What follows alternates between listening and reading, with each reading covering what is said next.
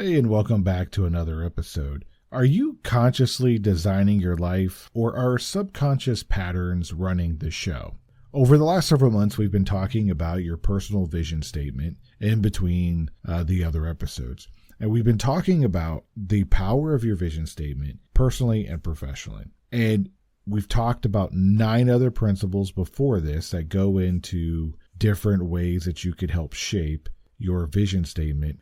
And in this episode, we're going to be talking about the power of the subconscious mind and the brain. It's important to understand that they're two different things. Your brain is the physical organ. It's the transmitter and receiver of thought frequencies. Well, your mind is in this intangible entity of who you are. It's your conscious and subconscious, and it's shaping and directing the brain's functioning. We need to make sure that we're intentionally programming our subconscious mind through repetition and auto-suggestion and visualization, things that we've already talked about, to enable the brain to effectively transmit and attract the resources and opportunities needed to achieve your vision. The subconscious mind can also be thought of this way. It's the part of your mind that operates below your conscious awareness, continuously influencing your thoughts, emotions, habits, and behaviors without your active realization. It acts like an internal storage and processing center, holding past experiences, beliefs, skills, and memories, and your automatic responses.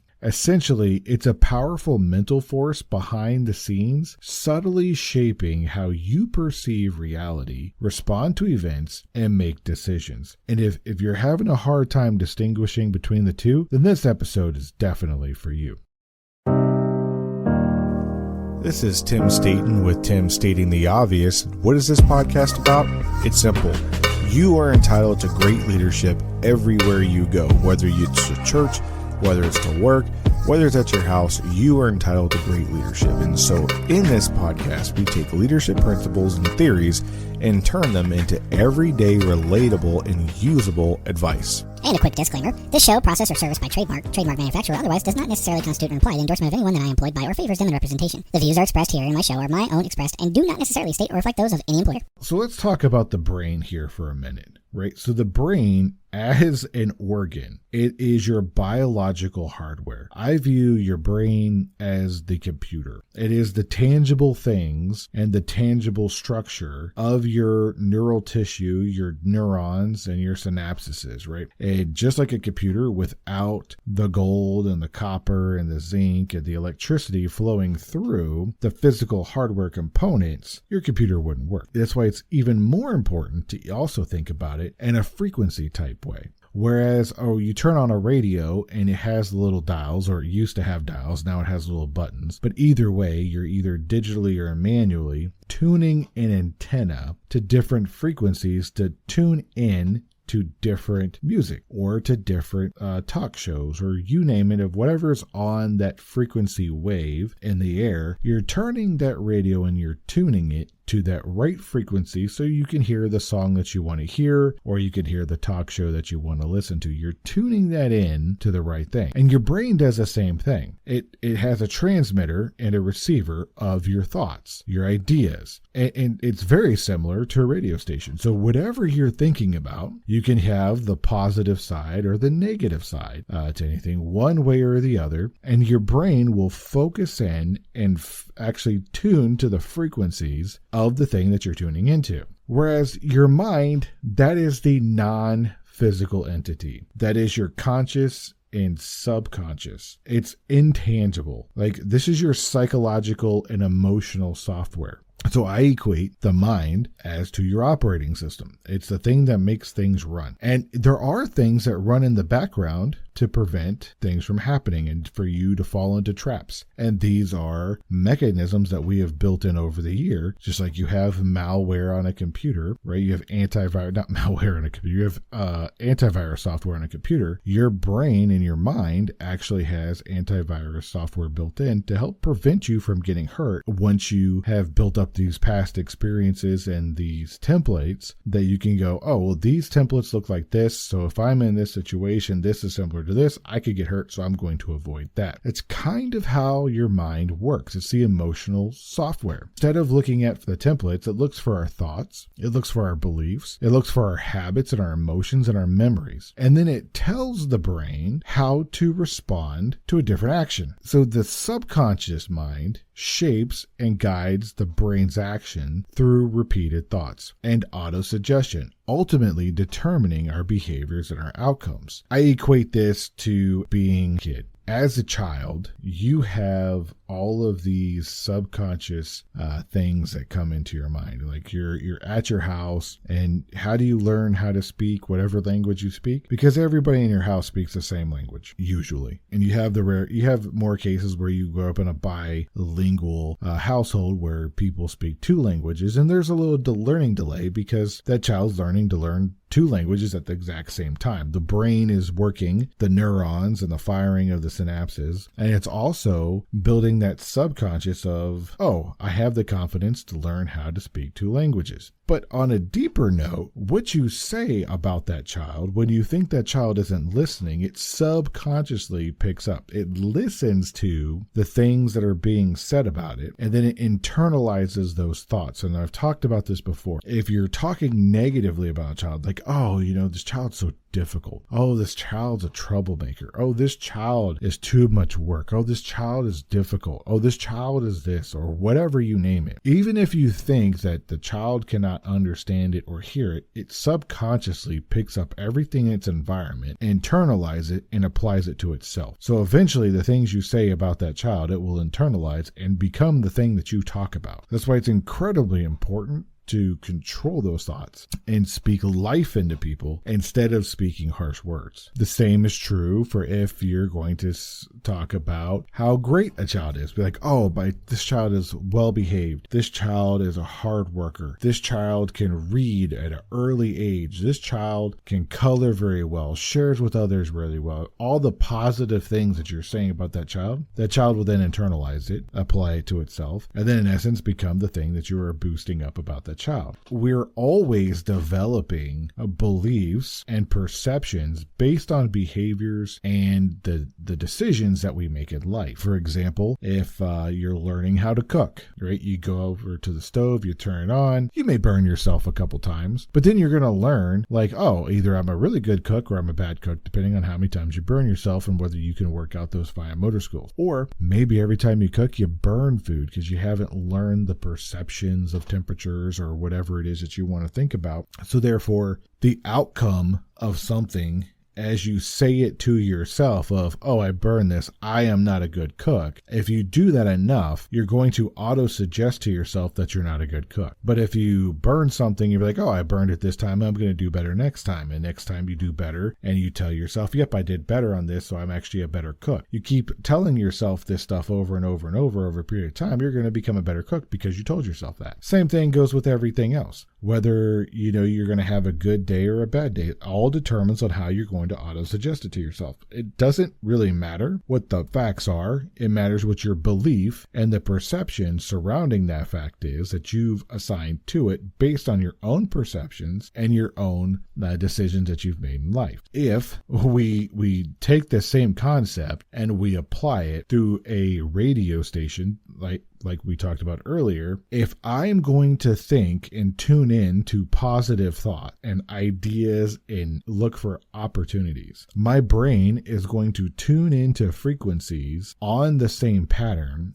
and pick up those positive thoughts, those ideas, and even opportunities that are going to present itself because your brain is physically tuning into those frequencies. Whereas if you think of the negative aspect of something over a longer period of time, you're going to pick up on the negative aspect of something. So you're always going to be one to the left or to the right, either to a positive or to the negative of a fact, always. And it's up to you on how you program your mind to look at that situation. So the awesome thing about our brain is that it does what it's programmed to do. And your subconscious programs your brain to do these things. And when you develop these patterns over time, you develop intuition. There's a good book called Blink, why is it that people make good decisions in a blink of an eye and some people make bad decisions in the blink of an eye? Or we talk about, I just have a gut feeling about how something is going to work out. That's your intuition. And we develop intuition through experience, through patterns that we learn to apply to different situations. So like if you're going to go into a burning building and you're a firefighter, you're going to know based on your training and your experience on whether a fire is going to go well or bad, or whether you should go into the house or just let it burn, based on the patterns that you've seen in the past, and that you apply your expertise to that situation. And you're going to have somebody out there who's like, I got a gut feeling this is going to be a good idea. Let's not go in the house. Everybody's out. Let's let it burn. Or someone's going to be like, it'll be okay. I know it looks scary, but let's just go in, put the fire out. It'll be all right. Because they've learned to pick up on patterns and cues from previous times and apply it to this one. So our brain acts as that filter for us. It acts as the receiver to do the things that we need it to do. The other great thing about your brain is that it allows you to practice this thing called neuroplasticity, right? And that's our ability to recognize and form new connections based on repeated thoughts and actions. So you can actually form new connections in your brain that didn't exist before by repetitively thinking about these thoughts. And if anyone's ever gone to any type of like EMDR therapy, this is kind of like the same thing. If you're constantly learning about dogs, right, there's a part of your brain that lights up and thinks about dogs. But if you're thinking about dogs and how it's related to speed and which breed of dog can run faster than another breed of dog, then those are going to be connected in itself, because eventually there's going to be a new strand of neurons that talk to each other from the dog portion of your brain to the speed portion of your brain, and how the two connect to each other based on your thought pattern going into that brain. The hardware will rewire itself, which is really amazing. And if you haven't watched any videos on these or looked at it, just kind of look into it. It's really cool how your body works and how your brain works. And your brain plays a vital role in the visualization of the achievement of that goal that you have in mind. The brain is the part that can actually make you physically see with your mind's eye what actually it's going to look like. Your subconscious cannot do that. Your subconscious can program what your drive for it is, but it cannot give you the actual visualization of it. And so I go back to the art of visualization and doing an action before you actually do it.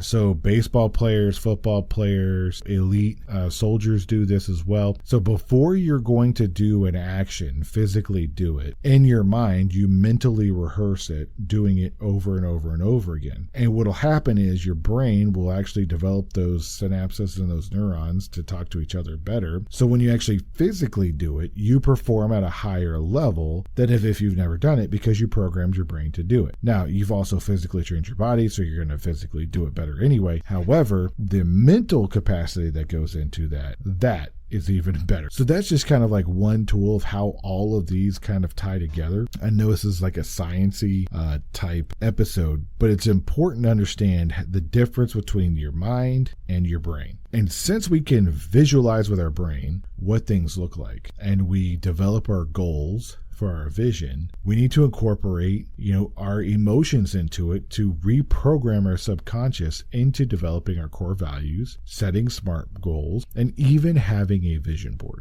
And there's also these new things that you can try too. Is you can develop like a 2-minute movie, like a movie reel of what you want the vision to look like, and then that's even better because it's like in motion. It adds sound, it adds more emotion and passion to it. It just does a better job, I think, other than vision boards. But if you're not there, a vision board's great because it helps you your brain connect those neurons together and the synapses to get your stuff moving forward. And when you vividly visualize what it's going to happen, you're programming your subconscious mind effectively to support what your brain is trying to do. Another thing that you can do about this is every day for 2 minutes, watch that video, look at your vision boards, go over what your vision looks like and constantly auto-suggest it to you. One thing I do is on my phone, I put in key Bible verses that are important to me to help me achieve my goals and my visions and to help keep my mind in check. And the reason why I put them on my phone on a rotating scroll is because the average person picks up their phone like 200 times a day. So I'm auto-suggesting to myself 200 times a day the principles and values and passions that I need to have in life without me really thinking about it. Because every time I pick it up and every time I look at the phone, there it is. It's constantly a reaffirmation of this is what it is. This is what you need to know. This is what you need to reaffirm. Don't forget this. This is important. And it's constantly driving towards my goals and my visions. And that's one way that we can incorporate the subconscious mind in the brain. I'm physically looking at something, my brain is putting it together, I'm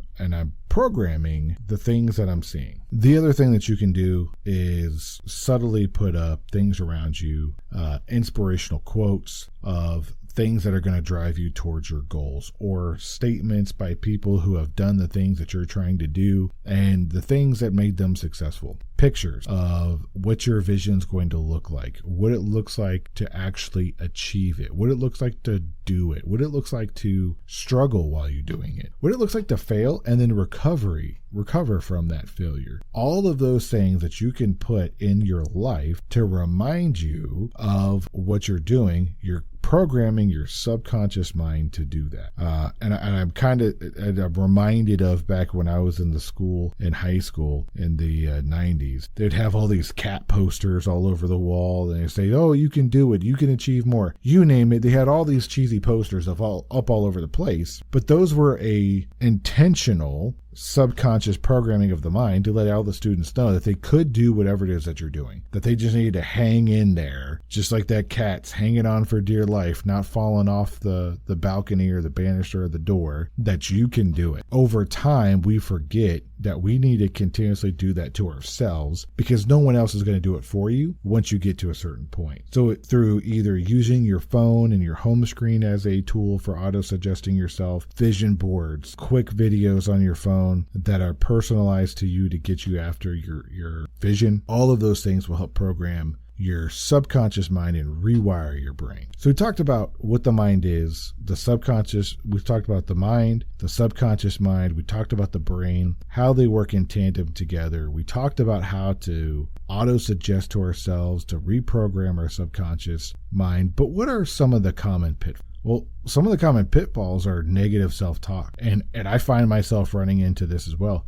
For example, if I make a mistake on something, like, oh, I'm so stupid, right? It's a simple mistake, like I forgot to take out the trash on trash day. So this week I forgot to put the trash out on Monday. It typically goes out. I forgot to put it out the night before. I got home from work Monday afternoon. It's like, oh man, I forgot to put out the trash. I am so stupid. That is negative self-talk. I should have said, oh man, I made a mistake. I'm not going to do that again. It's okay to identify a shortfall. It's not okay to assign an attribute to myself because of an action, because that doesn't reaffirm into my subconscious mind what I wanted to do, which is I'm smart and I'm brilliant, not I'm stupid. So negative self-talk gets in the way. Limiting beliefs gets in the way hugely, right? So we often limit our own beliefs by saying, well, I can only do X, Y, and Z. And I'm going to use this as a quick plug for my book, right? So I wrote a book, I published it on Amazon,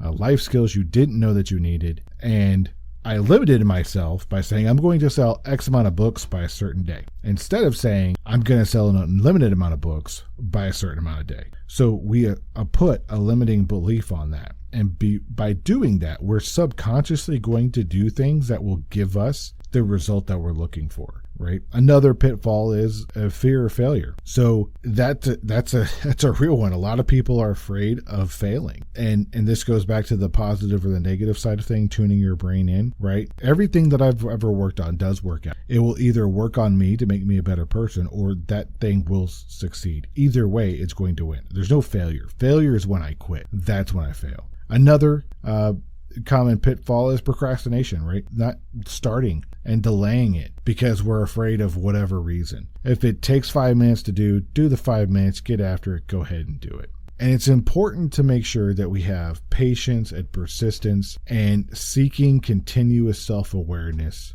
of overcoming our subconscious barriers. And this is an ongoing, tiring thing. But if you can master this, you're going to achieve your vision. You're going to achieve your goal at a much more abundant rate than if you were not to do it.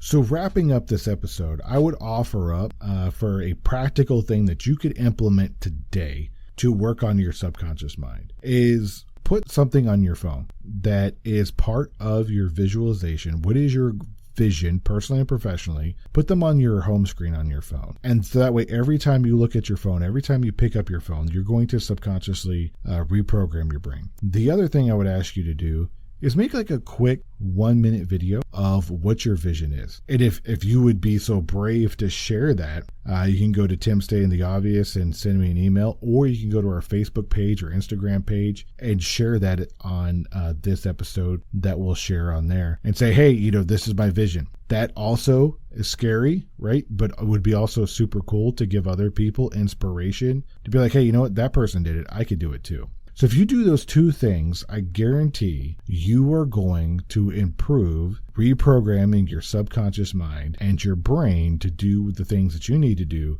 to be able to achieve your vision. As always, thank you for stopping by and checking out this episode and listening to it. I really hope that you enjoyed it. Before we go, I'd like to ask a favor of you if I could. If you could please share this episode with 1 or 2 people who you think might like this topic. If you haven't followed or subscribed on the platform that you're listening to, and hit all the bells and icons and all the whistles so that you know that when we post another episode, you'll be alerted, please go ahead and do all that before you go. If you got some value out of this episode, please leave a review or a comment so we can help spread the show to other people who might be interested in the topics that we've talked about here today, but may not have found our show yet. Again, thanks for stopping by. I'm Tim Staten.